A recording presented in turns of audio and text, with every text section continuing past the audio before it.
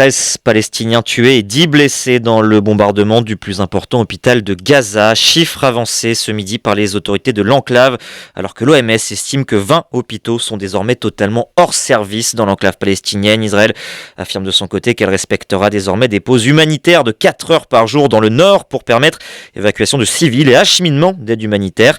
Nous retrouvons notre correspondante à Ramallah, Valérie Ferron. Valérie, les hôpitaux sont désormais en manque crucial de médicaments et surtout de fioul pour faire tourner leurs générateurs.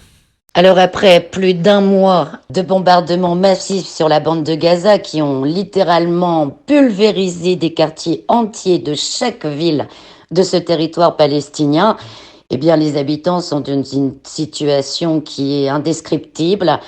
Entre les bombardements, le manque d'eau et de nourriture, ils sont également de plus en plus privés de leur maison. Ils risquent prochainement d'être privés de toute aide médicale, les hôpitaux étant plus que jamais visés par les bombardements israéliens qui ont endommagé pendant la nuit des services de l'hôpital à Shifa, à Gaza, provoqué un incendie dans un autre, alors que dans le nord de la bande de Gaza, l'hôpital indonésien a de nouveau été soumis à une ceinture d'explosion. L'absence d'eau potable ainsi que les corps de milliers de personnes qui sont toujours coincées sous les décombres des maisons et que les Palestiniens essaient de dégager le plus souvent à la main à présent, favorise la propagation de maladies contagieuses, impossibles à enrayer en raison également du manque de médicaments. Alors Israël évoque des pauses humanitaires qui pourraient être faites de quelques heures.